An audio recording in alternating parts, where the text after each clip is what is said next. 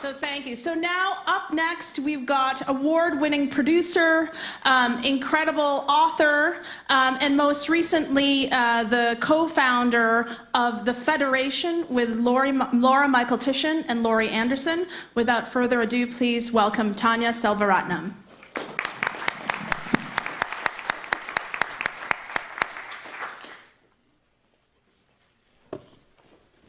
Hello, Toronto. And thank you so much, Anna, for first reaching out to me, and to Kareem and Chris and Natalie and everyone at DemocracyXChange for so thoughtfully and expertly putting this amazing summit together. I am honored to be speaking at your first summit.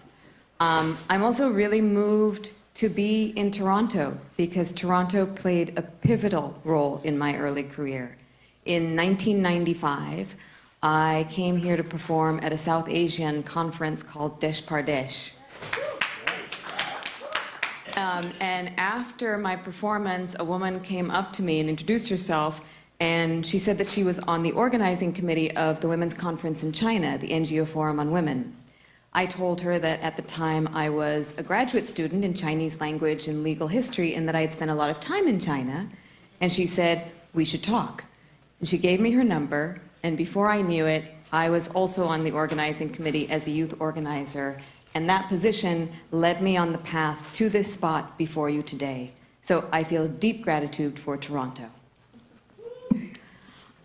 So I'm here to talk to you about the Federation.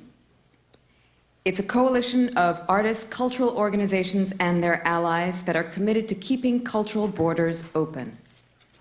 And I hope to have a dialogue with you at the end about what we all can do. The idea and the name was sparked by the artist Laurie Anderson. In the early spring, she, Laura Michael-Titian, who is a fellow Canadian, and I were having dinner in New York. Laurie talked about her recent experience working in Berlin and the growing refugee crisis there and the threatened closing of physical borders throughout Europe.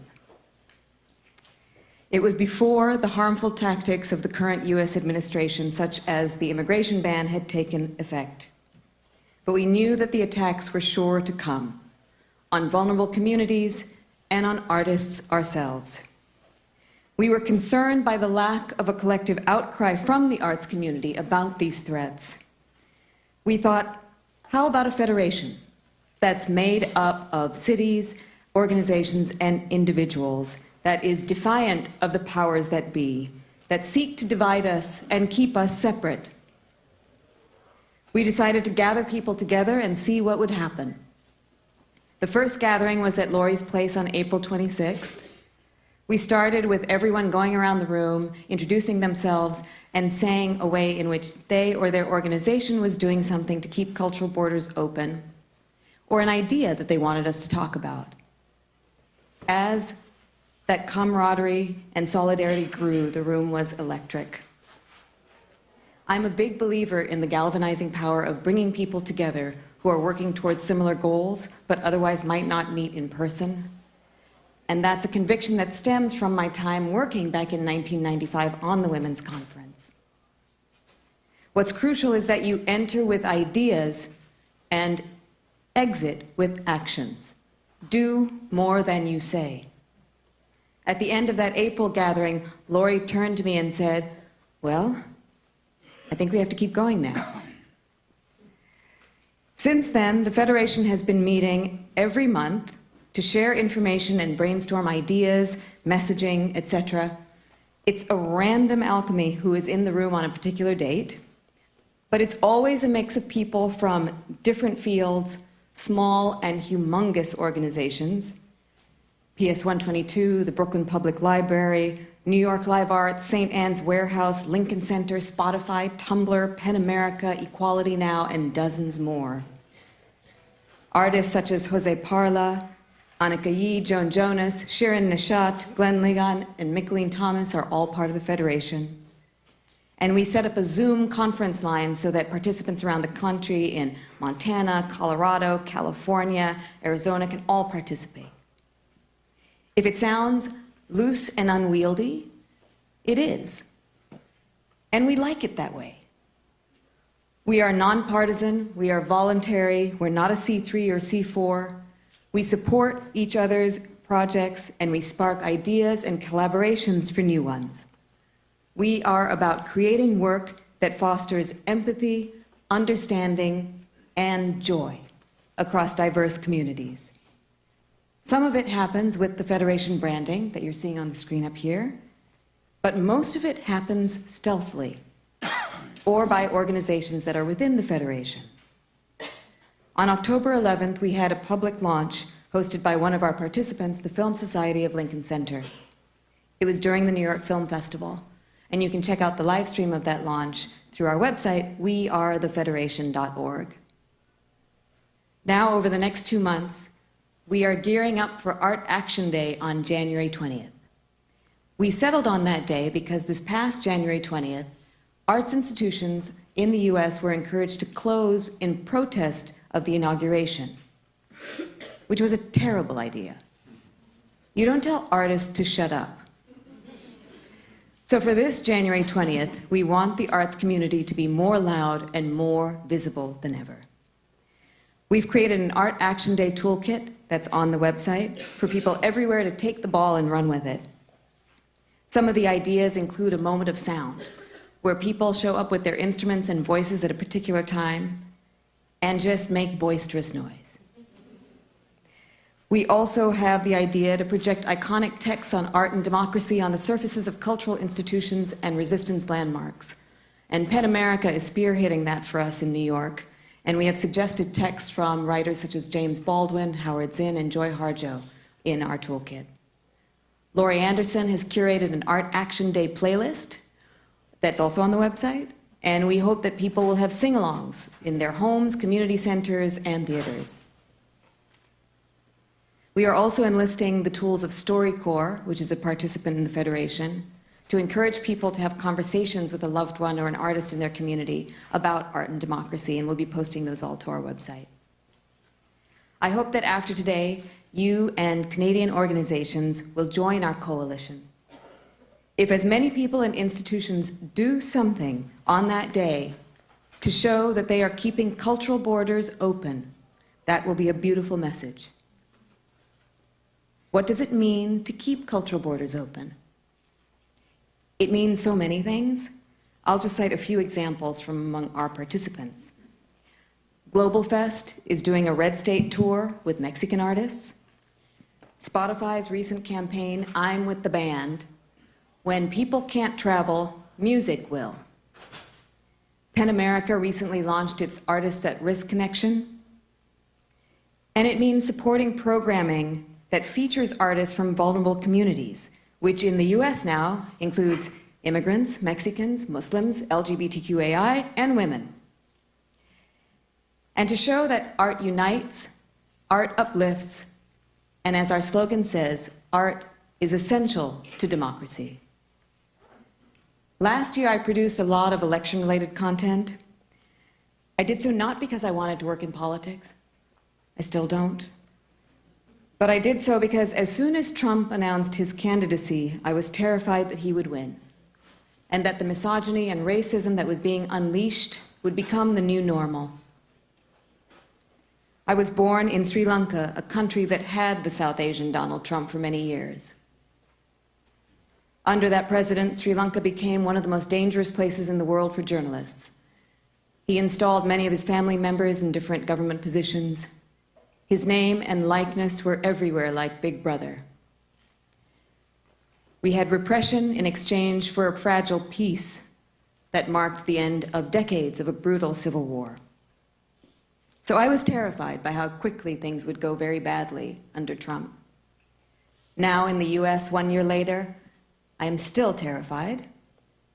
But I like to say that Trump is the fruit, not the root, of the problem. And I am heartened because people are awake like I haven't seen since I was a child in the 1970s.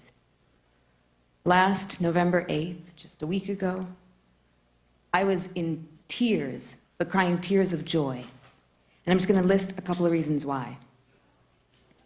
Because Helena, Montana elected Wilmot Collins, a Liberian refugee, the first black mayor in Montana history. Because, as Chenjoy referenced earlier, Philadelphia elected Larry Krasner, a Black Lives Matter and DACA Dreamers lawyer, as district attorney. Because Virginia elected Danica Rem, its first transgender state legislator. Because Santa Barbara elected Kathy Murillo, its first Latina mayor. Because Hoboken elected Ravi Bala, the first turbaned Sikh mayor in US history. And the list of stunning victories go on and on. These are the winds of change. This is what happens when people turn up to vote, even after the gutting of the Voting Rights Act. This is what happens when people get engaged with democracy.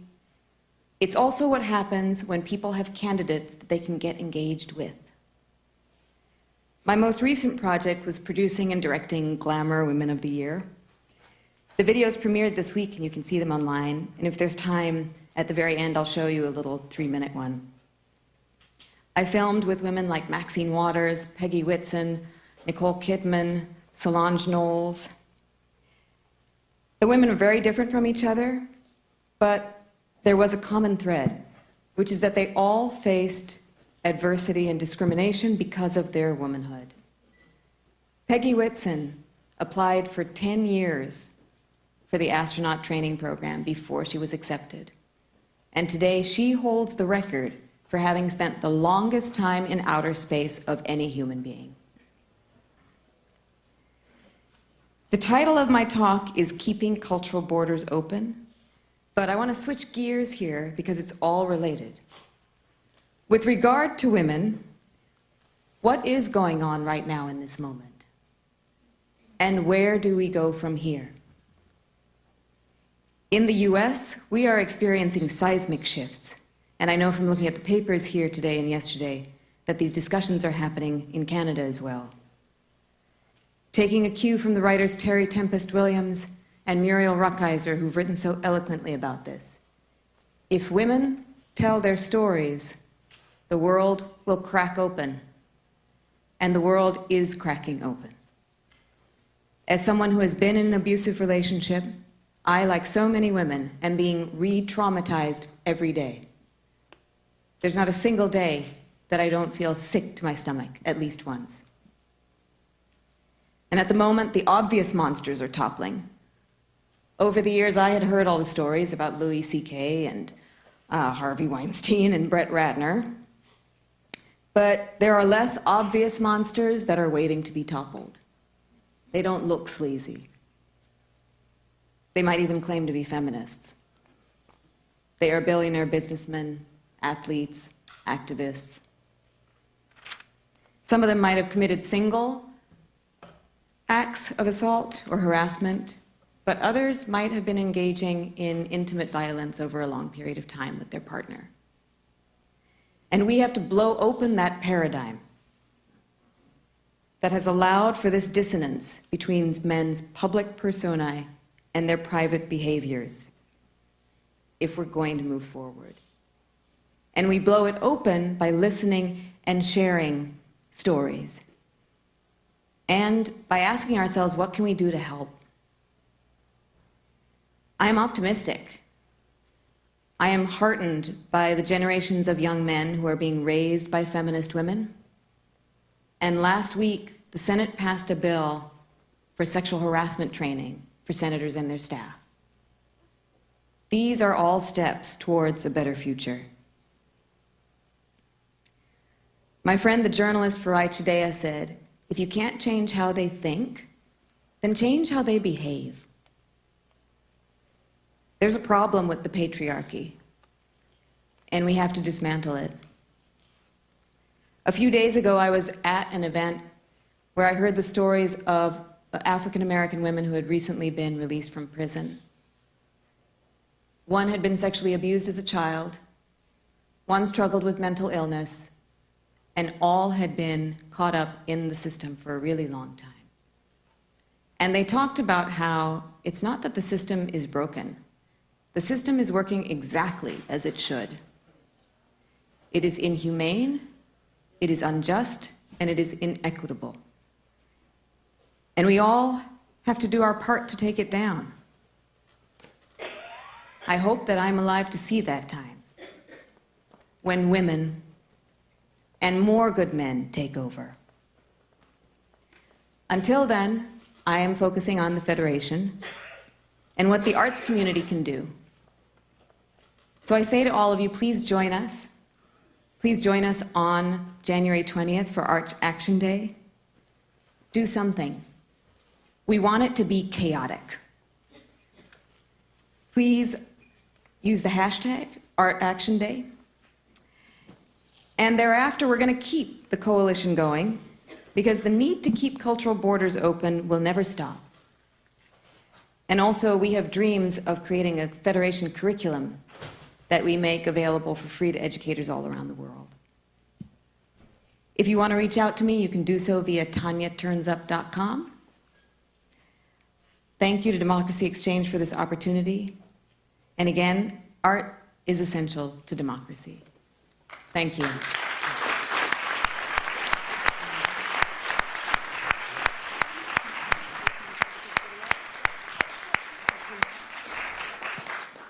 So now we're going to show you one of those videos that I referenced, and this one is about Maxine Waters. So, does anyone have any questions up there for Tanya? Sorry, I kind of like threw you guys for a loop. You didn't think this was going to happen. Anyone? I know Karen has a burning question, so I'm moving over towards her. Okay. Thanks for your talk, Tanya. We know that art has brought people together and restored spirits, in particular with the challenges that we've faced as a society in the last year. What about using art to build a bridge, to bring, folks of all political stripes together into one room to get to know one another and have difficult yet respectful conversations? Can you tell us if that's happening, and if it is, how is it happening? It's not happening enough.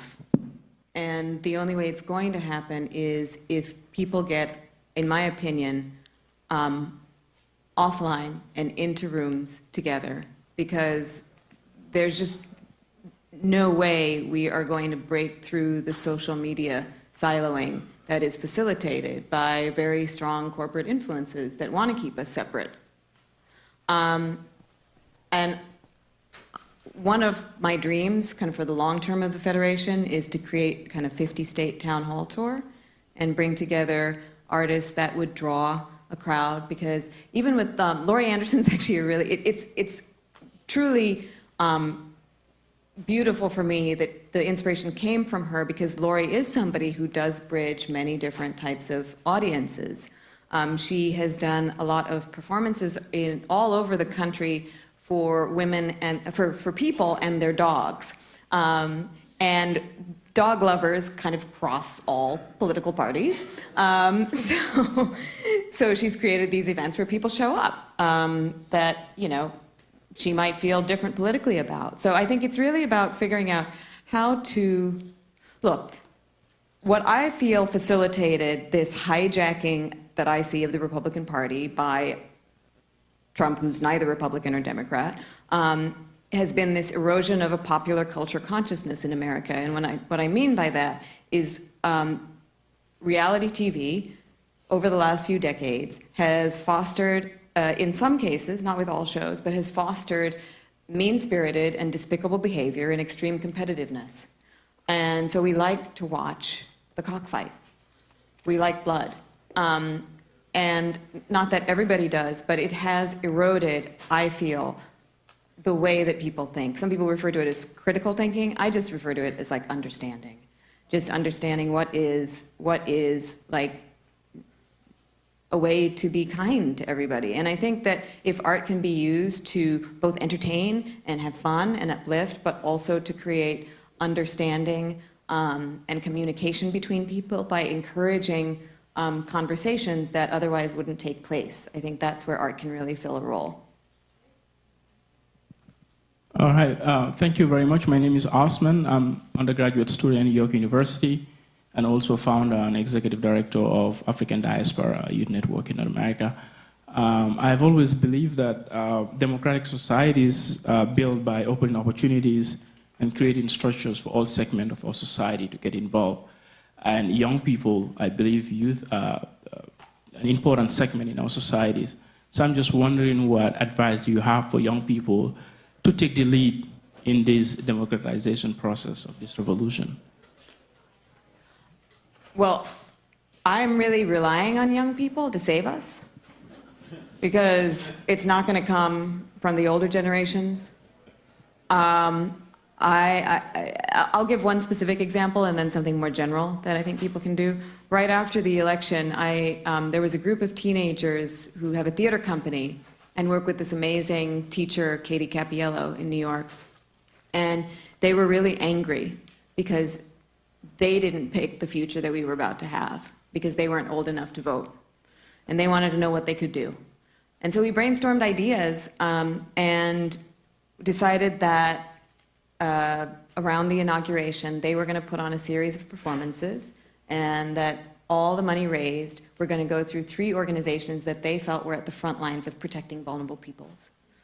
And that was just like a very small example of how young people can get engaged. Like, never let anyone tell you that you are too young to make a difference. And never let anyone tell you that the difference you're making is too small. Because I feel that if everyone does something and gets engaged, look, I mean, what we dealt with in this last election was apathy. And I think that that apathy is shifting because people realize, like, oh, if I don't get involved, every issue I care about is going to fall apart. And until more people start suffering, I think it's still going to be hard to get everyone engaged, but more and more people are starting to suffer. I mean, it's like boundless where they'll go next in terms of just making people feel repressed, because this is the tactic, as I know from, Sri Lanka. I was lucky not to live there under that regime, but a lot of my family did. And no one is immune from becoming a target. So I think that showing young people that getting engaged as early as possible and staying engaged in whatever way makes sense for them is really the way that we're going to have a better future. Because there is a very strong cabal of people, mostly men, who don't want to let go of their control, and so we're going to have to take it away from them. Great.